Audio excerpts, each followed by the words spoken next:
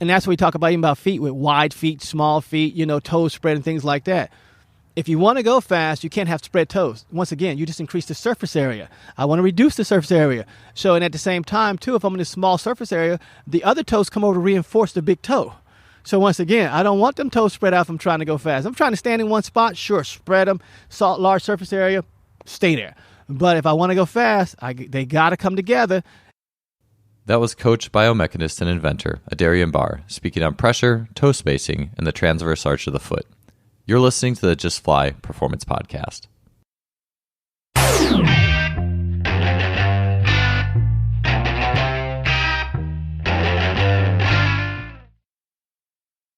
Today's episode is brought to you by Simplifaster. Simplifaster is an online athletic performance technology shop distributing items such as the Freelap timing system, GymAware, K-Box, 1080 Sprint, and the Speed Mat. I've gotten many of these items from Simplifaster and can confidently say that they make today's best training technology available to everybody.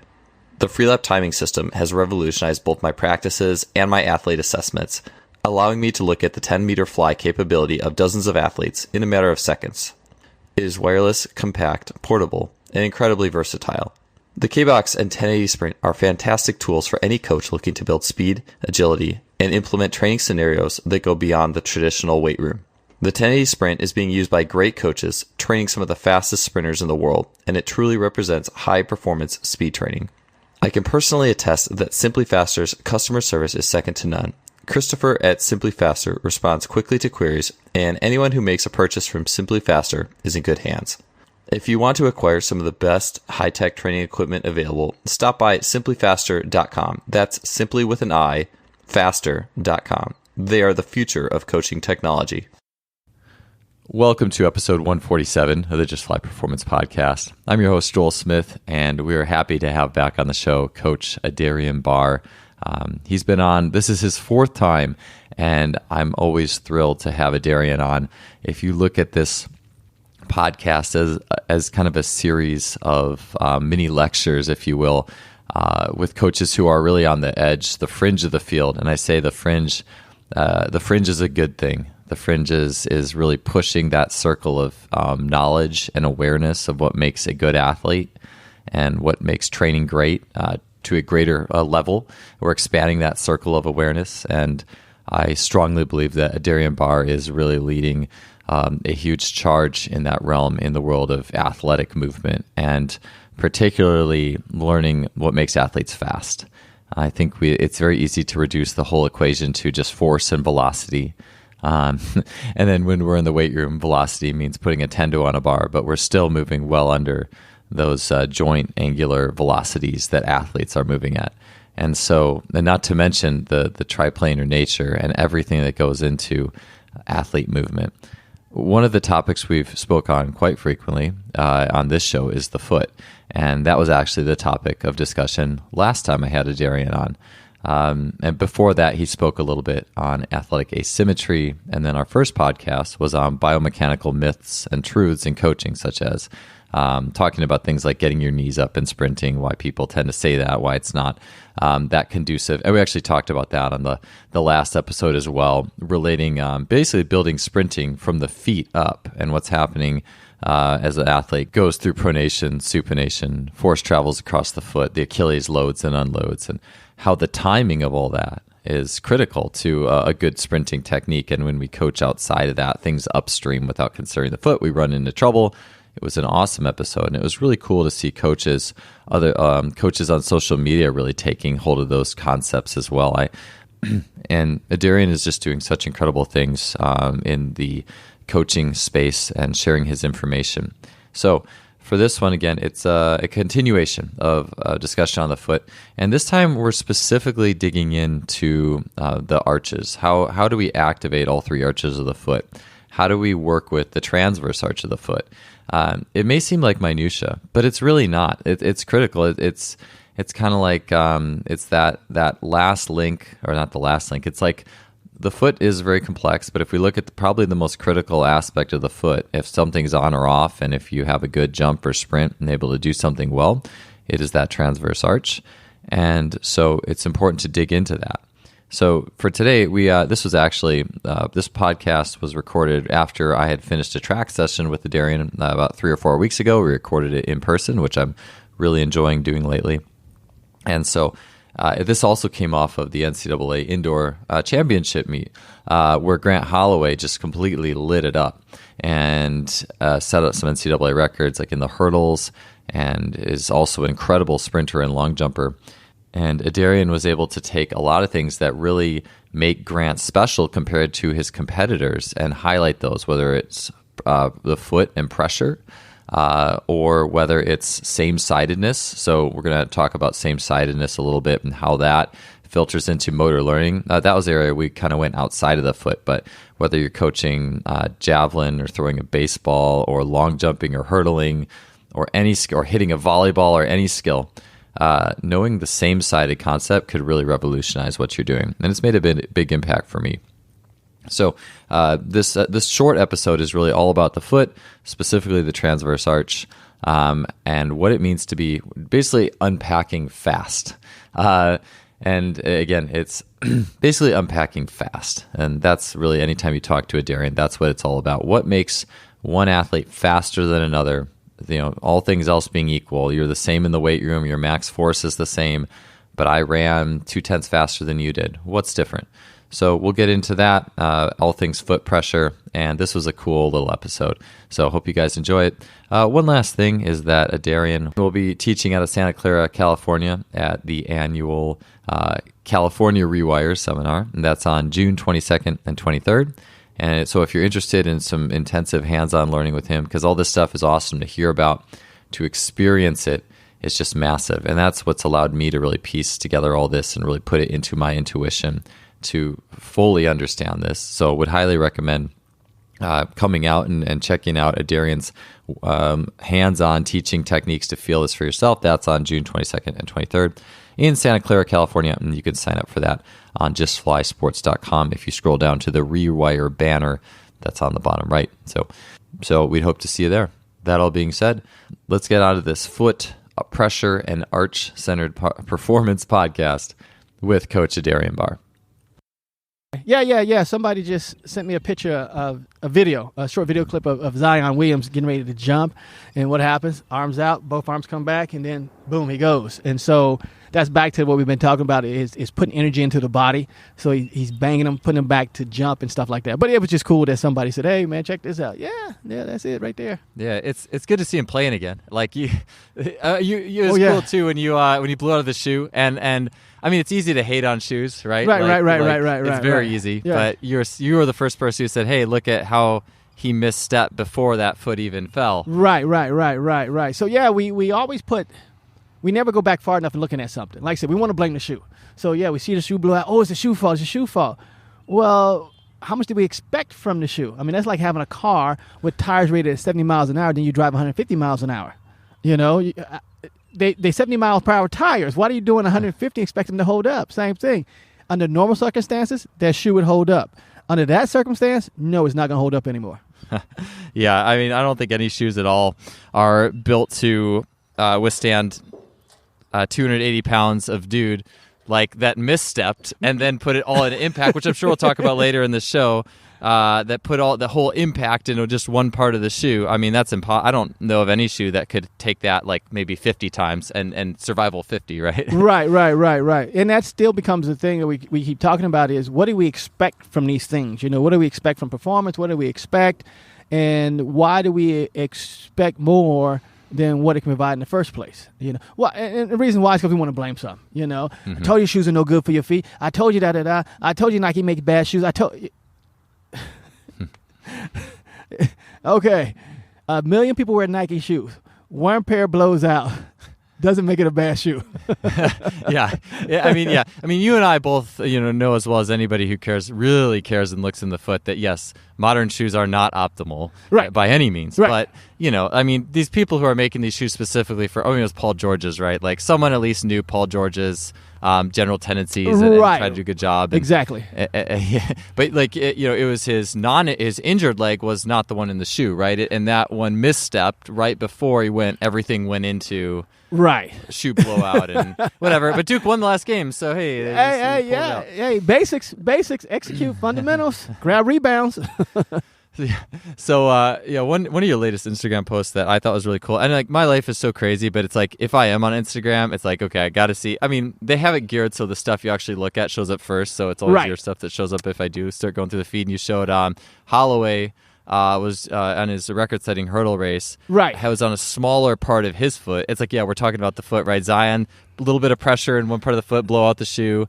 But he was able to steer his foot during that hurdle race, coming off the hurdle in a manner, or was it it was the acceleration? Sorry, Right. acceleration that was directed differently. Can you talk about shoe, the part of the foot, pressure, speed, force? Let's talk about fast today. Fast is, a lot of times we talk about force application. And this way I try to go about it is, if I have 1,000 pounds of force and I have a area that's 10 square inches, that will get divided up into the area. So now I'm technically putting out 100 pounds per square inch. What if I can put the whole 1,000 pounds through 1 inch? Same force, except now it's going through 1 inch. The return is going to be so much greater than the 100 that's going through the inch. And that's what we get into is that how do we increase pressure?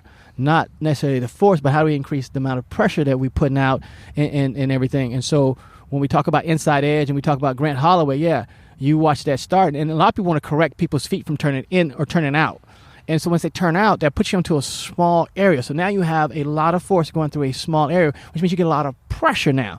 And the pressure helps you to go fast and accelerate. But most people want to say, no, straighten the foot out. But now if I straighten that foot out, I enlarge the area and I reduce the pressure. Same force, reduce pressure. Now I don't go as fast. Yeah. And I think one of the things too, like we were literally just doing this with different foot inserts and various things is Right.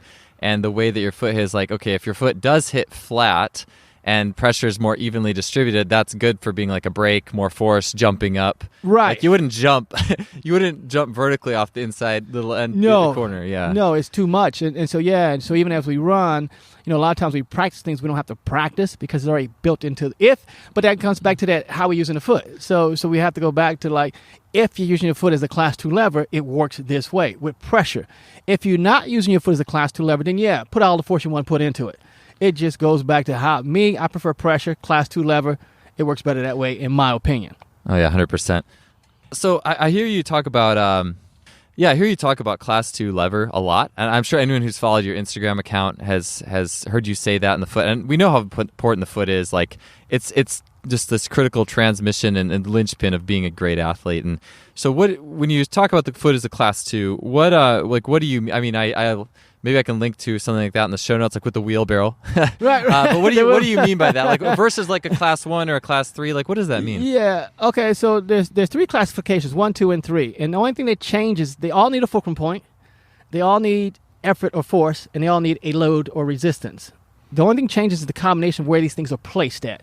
So, for instance, in a class 1, which most people think of like a seesaw, where the fulcrum's in the middle, you can put the load on one side, you put the effort on the other side, which is also what the head is. Sitting on it, it's a class 1. You got the muscles in the back, got muscle, but I'm going to pull this way to go this way. So that's a class 1. Class 3 is the elbow joint, knee joint. Once again, fulcrum point here, the load is at the end, and the effort or the force is in the middle. So when you get to a class 2 lever, you have the fulcrum point, then you have the load in between the fulcrum point and the force. And so with the foot being a class 2 lever, it's designed to handle loads, heavy loads. Mm-hmm. Class 3 levers are designed to handle rapid movement, fast movement. Yeah. And so we get these things where we say, okay, now how does it make me go fast? This is what we talk about, go fast. Well, once again, the theory that they have about a shorter lever moves faster, well, if I can shorten it fast into a shorter lever, then I can move faster. We never talk about that part. Not just shortening it, but how fast can I shorten it to make it move faster? So it's a missing component there. Once you put how fast I can shorten it to make it into a shorter lever, then we're into moving fast again. Same thing. with the class 2 lever, if you were loading up a wheelbarrow, it goes this way here. If somebody was throwing rocks into the wheelbarrow as you're trying to move it, it would drop down. You pop it back up really fast. Now, if there is no load, the effort or force is low. So how do I load this thing? That becomes, how do I load it? How do I load it fast so I can get and that becomes the thing of a class 2 lever, how we train it fast.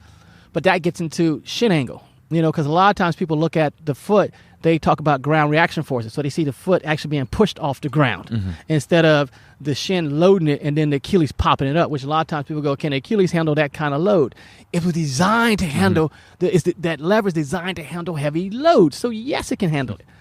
And so we get into those things there. But fast is how fast. Now we're talking about force. I don't care about the force anymore. 50 pounds, 60 pounds, 80 pounds, 10 pounds. How fast can I get it now? How fast can I load this thing?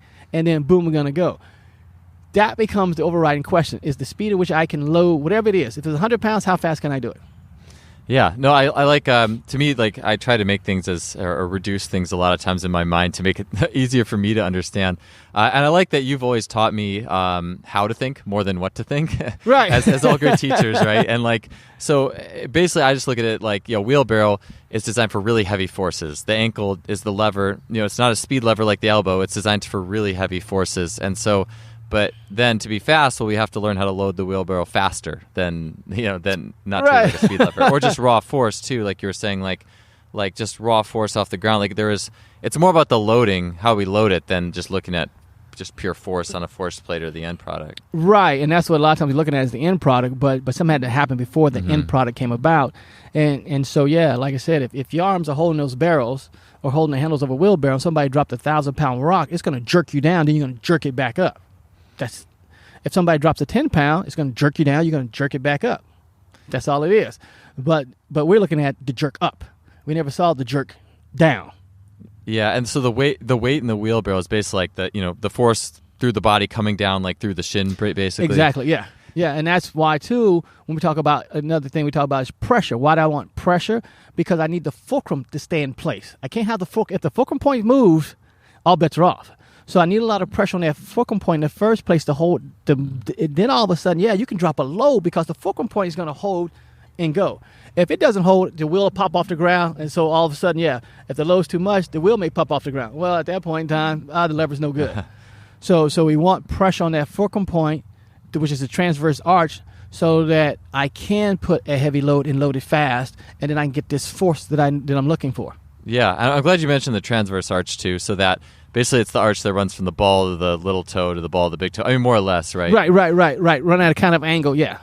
But a lot of times people just talk about the ball of the foot. No, it's that whole area you need that transverse arch. Yeah. Like it's easy just to say, get to your big toe. Like, okay, but no, you hear for every 10 times you say get to your big toe or something about the big toe, you hear maybe one person mention the transverse arch or the I like to think of it like, we always want to think proximal before we think distal, but everyone wants to go to the distal end. And I think that, going to the arch first is such an important thing. And then literally I'm just starting to think in the last few months about, people who, when they accelerate, they basically their Achilles or their heel just goes right down to the ground. They mush.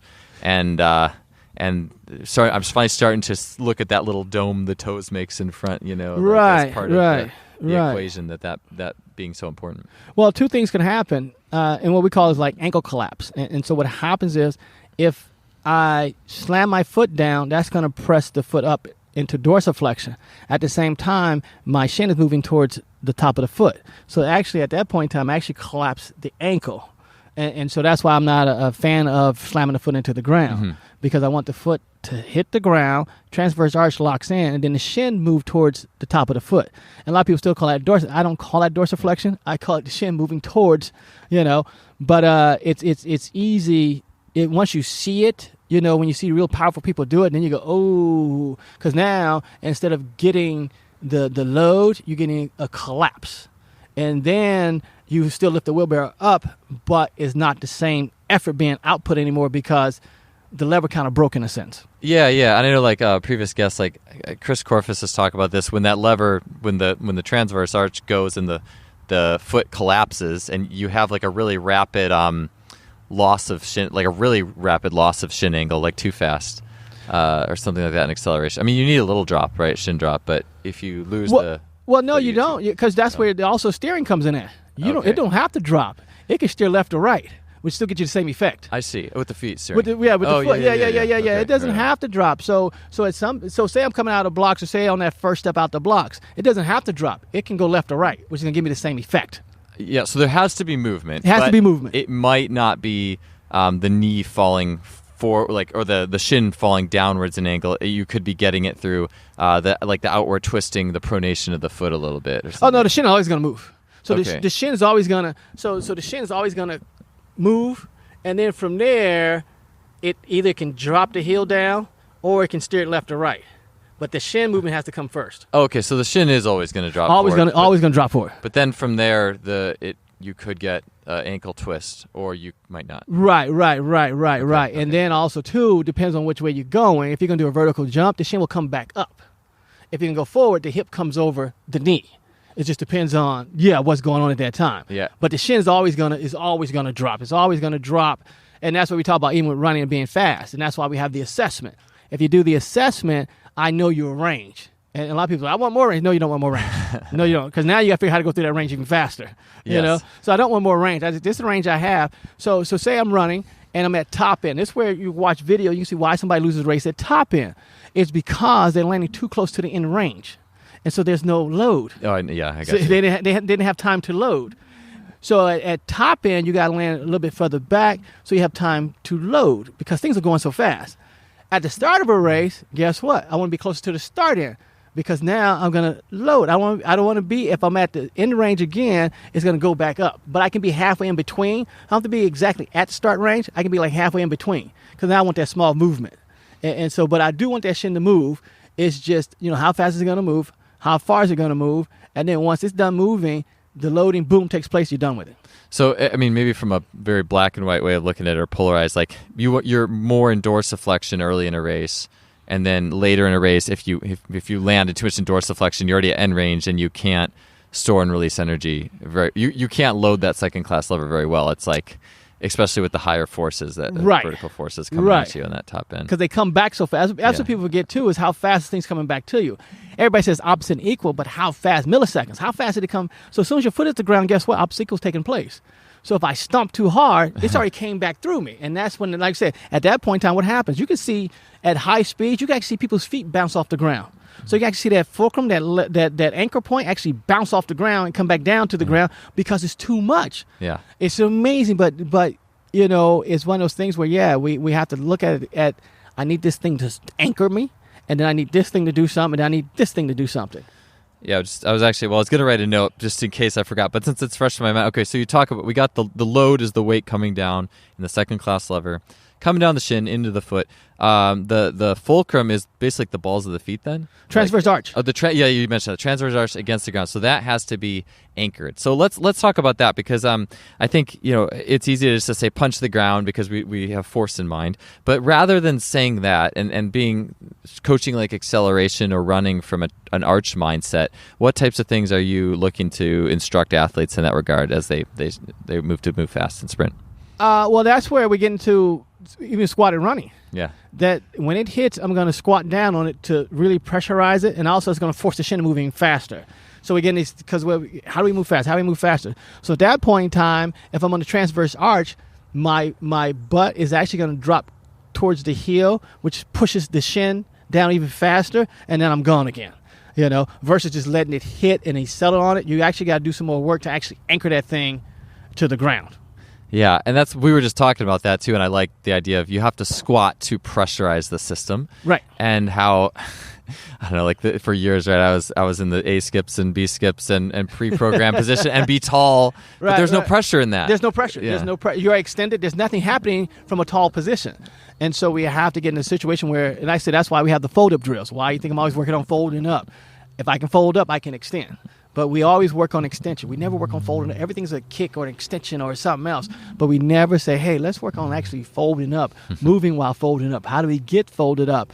And then once that happens, then it's a matter of how am I going to unfold or unhinge. That becomes the next thing. And same thing, even while, like lifting weights.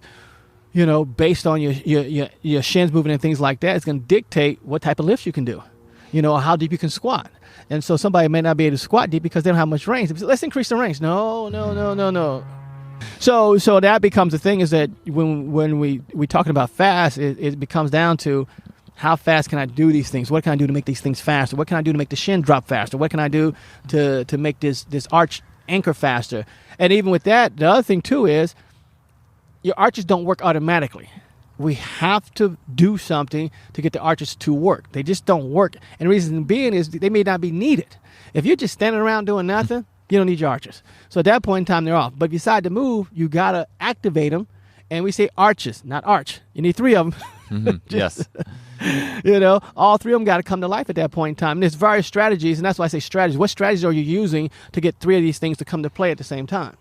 That's what we were talking about earlier, about extending, pinky toe up, extending, and then scoot up. Those are some strategies to get 3 arches to work. Yeah, and so let's go through those. The first one of the things I like that you had mentioned was that it could be a faster. That second class lever, which is designed for force, handling heavy loads, can go faster if you bring the ends of the wheelbarrow closer together. Basically, like the heel bringing it towards the transverse arch a little bit. Yeah, if I bring them closer together, because at that point in time, I can root myself faster.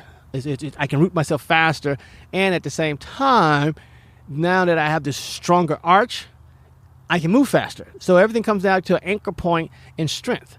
But the strength of the anchor and the strength of the arch is going to dictate how fast I can move again. So it is not, people talk about toes, but toes don't help you move fast. Yeah. A well used arch and a well anchored fulcrum point allows you to move fast. Yeah, it's like the toes are just the end product. Like if the arch is doing its thing well, then the toes could be good. But if you just think toes, that doesn't impact where the force starts. And if you can have the best toes in the world, but if you don't have a transverse arch, it doesn't matter. Doesn't matter. And a lot of times people talk about, my arch collapsed. My arch collapsed. They never collapsed. They were in a relaxed state. So anything in a relaxed state, of course, it's going to comply. So of course, if you go inside edge in a relaxed state on the arch, of course, it's going to comply and what? Flatten out. But if you go ahead and activate it, it's not going to comply anymore. So at that point in time, when you try to roll over, it's going to push back, and that's what we're looking for, the pushback. Yeah, well, some of the other things, it's like the triangle of power, right? You got your pinky toe, big toe, and reverse windlass. I think we've talked about it in the last ones, but talk about how the pinky toe works to activate the arch, and then talk about that. Today was actually the first time I heard you mention lengthening the big toe. So those two things, just going over that real quick and how that helps to set it up. Well, the pinky toe sets up the transverse arch, and so I have to lift it up. When I lift it up, you actually see the transverse arch form. You'll see it just form up itself, and those other toes off the ground, things like that. Now, when I extend, people usually, if you say extend, people can think 2 things. They think flex up the big toe, or they don't think curl up, but they think flex up. But if you actually lengthen, extend it away from the base of the foot, that actually creates a windlass mechanism also, where it tightens up everything and wants to pull that heel forward, which once again, if I can pull the end points together, I have a more solid arch, a stronger arch if I can pull it. And we talk about the transverse arch and the heel, pull those end points together, and the arch is a stronger arch. Now all of a sudden, I have this tight fascia everybody talks about. I have this tight fascia here, and these bones locked together. So yeah, now I have a strong arch. But it takes the pinky toe and the big toe to set these things up. Sure thing. And so when it comes down to it, people are accelerating, and I think it's like or sprinting or doing sprint drills or whatever. And a lot of times it's easiest just to take the big easy cue. It's easy to tell people to punch the ground or whatever, right? But what's the process of what are some really simple things to talk to people about when they're moving, doing a sprint or even plyometric? I mean, it's just probably different when you do plyometric because that's more force and less speed, right? So I shouldn't say that. But what are some things from a foot perspective that we're talking about when we're talking about being fast? Well, direction. So direction of movement at ground contact, people don't really talk about. So one of the things, if you punch the ground straight down, you can get it straight back up. And like I said, at that point in time, your transverse arch or fulcrum point is going to bounce off the ground.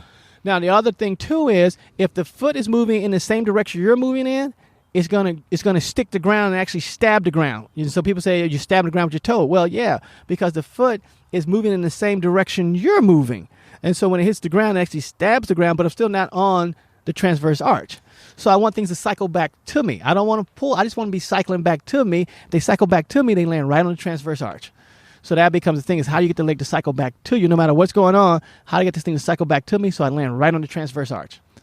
As you were saying that, it kind of brought to mind one thing you've told me before. And I feel like if you have a really good transverse arch, your foot's totally loaded, and you are doing those like punch your foot down type ideals, then you're going to get a really high knee action because it's punching down and returning back to you really high. Right. And perhaps too much, I guess, in some scenarios. Well, once again, you need a strategy, and this is the whole thing. If you lift your knee high, what's the strategy for getting the foot back down to the ground? There is no strategy. Well, they say, drive it down. But then you go, okay, what muscles are doing this? Or what action, how do you drive it down? Then that becomes the next thing. But you need a strategy. I'm going to lift it. Now how do I get it back down? So you need strategies. They got some good. I like the wildlife out here. This is a cool new vibe to the podcast. We got away from the birds, going across the track, now coming back. We got audience. So that's like the same thing coming out of blocks. What's your strategy for getting your foot down fast? And so one of the things we showed today was that same side movement that gets your foot down really, really fast. But that's a strategy. If you split your arms apart, your foot doesn't get down fast. But you told me to get it down fast, and then you gave me a poor strategy for actually getting it down fast. And that's why it's not about right or wrong. Is it a good strategy or is it a bad strategy for what you're trying to accomplish? And that takes on a different conversation.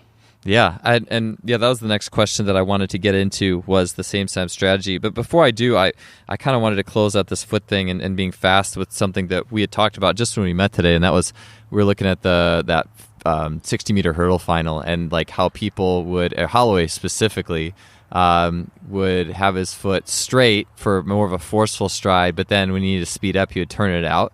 Could you talk a little bit about that, like how the turnout of the foot or the straightness of the foot, how he was using that to be either forceful or fast as he would go, and how that kind of fits into where we coach? Yeah, because the foot direction is going to dictate the surface area again. And so coming over hurdles, how do I slow down without slowing down? That becomes, like I said, I want to slow down, but I don't want to slow down. So if I allow more of the surface area of the foot to contact the ground, I just slow down without technically slowing down. Now, if I expose a smaller part of the foot to the ground, I just sped up, because now, once again, the force I'm putting out, smaller surface area, bigger return. Versus if I increase the surface area, smaller return, so I just slow down without even trying to slow down. But I'm still going fast because I'm not putting energy into slowing. I'm just steering my foot in a way that affects me slow down, speed up, slow down, speed up, slow down, speed up, without physically slowing down and speeding up. Yeah, it makes me think of just how the best athletes have the best bandwidth to work with. Like, they can turn their foot out if they want to. Right. Small pressure on that inside edge, or they can turn it back, flat, equal. And I watch, the slow kids at track club are the ones, these 9-10-year-olds in clodhopper shoes. Like, all they have is middle and straight, and huge, long, low, slow impulse and all that stuff. Right. And that becomes a thing, the surface area. And then you put on a shoe, so people remember that. You put a shoe on, you just increase the surface. Already you're reducing things because you put a shoe on that's larger than your foot. So you already increased the surface, which is what we did with Joe's shoes. We actually just decreased the surface area, and all of a sudden, boom. So that becomes a thing too. We have to be careful with shoes and everything like that as far as these surface areas are concerned. But yeah, if you want to get faster, just understand how to reduce the surface area. Yeah, and yeah, like you said, it's almost like, and I was talking to you today about how I was at the park for an hour and a half with my daughter, who's 2.5, and all the kids, you watch them barefoot. I'm always watching what their feet are doing before they get older and get in shoes all the time. And what do your feet do? Well, you do have these options, a little surface area. And his kid was probably 5, running up the hill barefoot, and you could just see how he. He's just off on kind of the ball of his foot, right, on one foot, but you could see his feet were working well, and they were this kid is fast. Right. And even how I can stand on the, say, if you get to that area. And that's what we talk about, even about feet, with wide feet, small feet, toes spread and things like that. If you want to go fast, you can't have spread toes. Once again, you just increase the surface area. Yeah. I want to reduce the surface area. So, and at the same time, too, if I'm in this small surface area, the other toes come over to reinforce the big toe. So once again, I don't want them toes spread out if I'm trying to go fast. I'm trying to stand in one spot, sure, spread them, large surface area, stay there. But if I want to go fast, they got to come together. And you got to think about that too, where people show you the pitch all the time about, the businessman who worked in these shoes and his feet are like this. And then they show you the barefoot runner. Well, how fast did he go? Yeah. Who's the faster runner? That's all I want to know. But they never tell you who's the faster runner. They just show you this is bad, this is good. Well, who's the faster guy? I'm going with the faster guy. Yeah, everyone's like, oh, LeBron James's feet, look how terrible and ugly they are. Well, LeBron can go pretty fast and jump pretty high. He's got those toes are loaded in front. Right. So give me his feet. Yeah. Like I said, and that same thing like when people said Usain Bolt technique is bad. Well, give me his technique because I want to go 9.5. Yeah. I don't want the 10-second technique. I want the 9.58 technique. Give me that stuff. Yeah. I think it's funny how Zig was saying the same thing on the podcast we just did, Zig Ziglar, on how the toes shouldn't be spread out. They have to be close to that transverse arch packed, and it's loaded and ready to go. And I think that it is correct. We have those toe spreaders. There was a point in time, I think, where I was like, oh, that could be a good idea. Oh, my little toe is always curled in. But then it's like, okay, wait a second. Do you want your transverse arch to work? Like, right. And if you spread them out, then guess what? You have no transverse arch, which is fine. Like I said, if you just want to stand someplace, spread them. But if you want to move and move fast, don't spread them. Yeah, it's just physics, and yet it's just these subtleties that's so important to being fast, but yet we always want to find a solution that's outside of our shoe, a way we're lifting weights or a way that we're a drill or plyometric we're doing. And it's like I spent 10 years, I feel like, reducing my impulse through footwear and squatting through my heels and collapsing in my squatting and all this stuff and lifting my knees too much, which required a lower, slower impulse.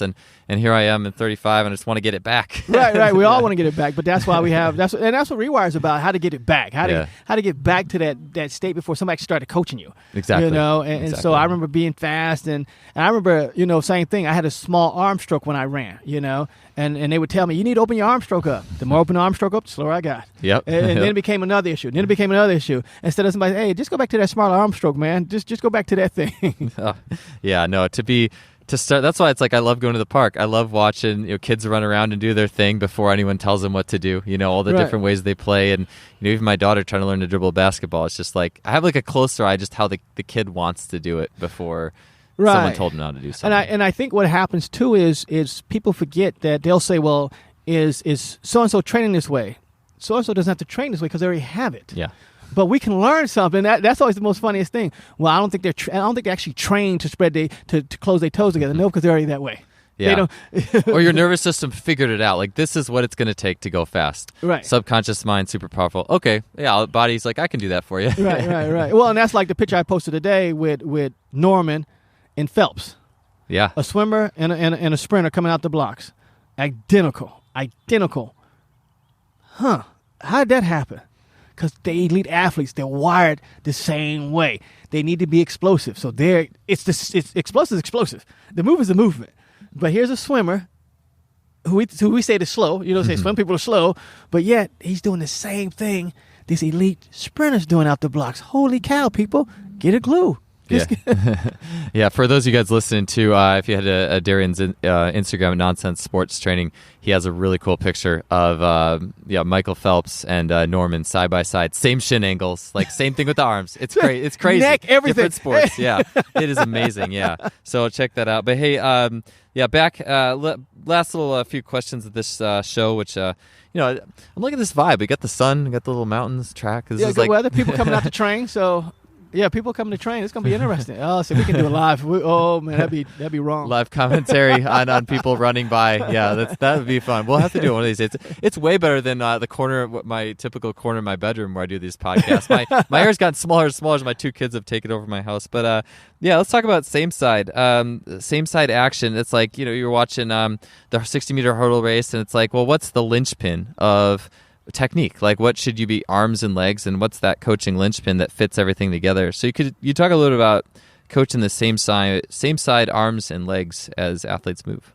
Yeah, and when we say same side, same ipsilateral. Most time we coach contralateral, opposite side. Left arm, right leg, so forth and so forth. But with same side, we're trying to get at a certain time for the right arm, right leg to occupy the same space. Whether it's in front, and I don't get in front of plane, transverse planes. I don't get into those things.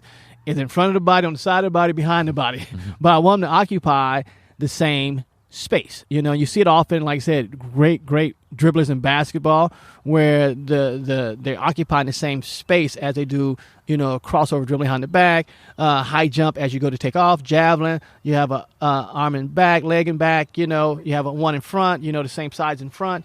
So we see it plenty of times, and so the better we get at occupying the same space with the same side at the right time, things will happen, because now the body's coordinated and the energy's flowing in the same direction, same time. And so that becomes a thing. And like I said, with long jump, how do I come off the board in long jump? Well, I got to time it up the same side to work together. And that's what we forget. It's not, drive up the knee, that's what drive up the knee in the left arm. No, I want the left arm and left leg to kill the board. Mm-hmm. That's going to make me jump high, Yeah. If the left foot's going down, the left arm's going up, the right, I got energy going too many directions. So how can I get these things, this left arm and this left leg, to occupy the space of the board at the same time? That's going to make me jump high. Far. Yeah. And I think that it's almost like the mental bandwidth that we devote things to is easier. And so just for example too, I think for maybe let's just talk coming out of a 3-point start, something simple and most people are familiar with. So if I'm, I got my right leg is in front, my push-off leg, and my left leg's in back, and my left hand is down, how am I working same side in that context? In that context, the left hand or the down hand will go forward. So if the left hand's down, left leg's back, right leg's forward, the left hand will go forward and the right hand will go back. Now, the left leg will also go forward. And so we have this thing happening, and then the left arm will come back, and now all of a sudden the left arm occupying the same space as the foot hits the ground, which is what I want to have. That's why I want to occupy the same space. Now, Mike of Soar Fitness, he calls it equal distance. And so he looks at it from a different standpoint, but it's the same thing, that the same side will always be equal distance from the midline at all times. Okay. They'll always be equal distance. And so he looks at it but it's the same thing. How do we work this one side of the body and the other side of the body as a pair instead of working opposite sides of the body as a pair? I gotcha. And there was a good example too, and maybe I'll post this video because I think this really hits it home. And this could be extrapolated to any skill. It's not. I mean, track is the easiest because it's performance driven, but it was Holloway running the hurdles, right? And his biggest thing compared to his two competitors on the left and right, when you watch that video, is you were saying his trail arm. Same side arm. His trail arm is the go arm. So most of us have been taught that we have a lead arm. So and that's the contralateral movement, where say I'm a left leg lead hurdler. So the left leg goes out, right arm goes out. Then I'm going to swing the right arm to the back, left arm goes to the back as the right leg comes through. With Grant, the left arm is there with the left leg, with the lead leg at the same time, and then all of a sudden that forces the lead leg down. Now, when the trail leg comes through, all of a sudden, guess what? It's a perfect time again, because now he's matched up and balanced to go again, because everything's equidistance again. But it's a beautiful thing to watch, because you never catch it unless you look for it. And you will see a lot of elite hurlers do it. We just have never looked for it because we've been trained to swing that arm out of the way. But when you watch that race, the athlete from Kentucky should have won that race, but because he's swinging that right arm, he's getting off balance, and so you see him sway almost to the lane line, and then he has to come back to the center. Grant Holloway stays down the center the whole time. Why? Because he's working that same side to stay balanced. Yeah. And so, when I was always taught doing hurdle drills, you put the hurdle against the fence, right? And you kick your lead leg and you swing your right arm over. Right, contralateral. But Grant's working his left leg and left arm. That's the pair, and that's faster, and it's keeping him straight. And all these other guys are swaying all over the place. Right. Even if I was long jumping, if I'm landing, watch the Cuban guy. As he lands, the left leg comes forward and the left arm comes to reach out. I have great flexibility for that. I don't have flexibility. I'm going to be short every single time. Yeah. So you wonder why we fall short on long jump. Instead of going contra, go same side. This one touches down, then the other side touches down. Your increase your landing is just like that, all because the flexibility is there to do it same side. Yeah, and I liked how even high jump, we don't have a high jump pit out here, how I was just running my curve up to jump at the grass track barrier and you had me thinking about my, I take off my left leg and you have me working my left elbow behind my body. Right. And that was so much mentally easier to kind of fit into that run and take off than if I was thinking about something on my other side. And so, it really just makes it simple. It's like a linchpin to make it that, and everything else builds around that. Not right. Because then, like I said, within the high jump, the left leg and left arm is together now, and then that puts the right arm, right leg together, which means you have this nice energy flow to even stretch out and go. Versus if you go punch the other way, you don't have the same energy flow to stretch. Now kids can't stretch out. Things happen this way. Here, the energy flow they're doing okay. The energy flow. I started doing backflip. Runners over there. Yeah. But that's what we're talking about. This energy flow that's coming from the ground up. Versus you hit the ground, then you try to skip off the ground to jump. That's a different story. Yeah, the timing and the way we coach and allow athletes to feel things is just so critical. Right. But that's same side thing where we're trying to time it right so that the same side, arm and leg, occupies a certain space at the same time. Yeah, well, that's good stuff, man. It was really great being out here today. Just going through foot stuff, some running, feeling things out, and finish with this podcast. I'm sure after we'll probably watch these runners for a few minutes. So right. And you got the modified shoes on, and oh yeah, So hey, actually, last thing real quick is just tell us a little bit what to expect at Rewire. You're putting on these Rewire clinics. So what can some people expect out of that? Well, the biggest thing is back to basics, just some basic information on how to get back to that basic athlete, and then how we grow from being that basic athlete and about being fast, and that's always the bottom line is how do I get faster? How do I get faster? And so we got to get back to that basic foundation of understanding, posture, feet in this whole thing, transverse arch, the flap, as far as putting energy into the body, and those things makes us fast. But we got to get back to those basic things, rewire the system from what we know to what we used to know. Yeah, I love it. It's almost like taking that functionality of an innate human being, that kid on the playground who just plays and doesn't have shoes on, and putting a lot of power on top of that. That's what I think of. So, and that's what we talked about earlier too, where we in love with the look, but don't understand the function. And so Rewire is about the function, not about the look. Yeah. Good stuff, man. Well, hey, thank you for being back on my show again. It's always a pleasure talking to you. Appreciate it. No problem.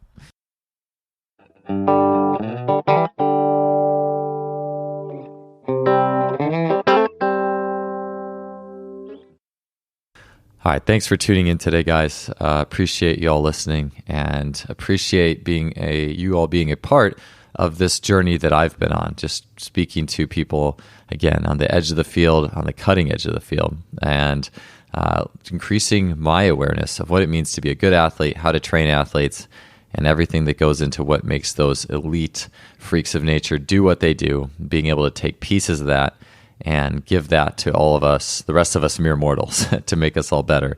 And it's just been such a fun ride with Adarian. If you enjoy the show, don't hesitate to leave us a rating or review on iTunes, Stitcher, whatever you're listening to. Also, please visit our sponsor, Simplifaster.com, suppliers of high-end training technology. They have been an amazing sponsor for this show. They update their blog daily and have a really cool online shop with all your sports tech needs. We will see you guys next week with another great guest. Have a good one.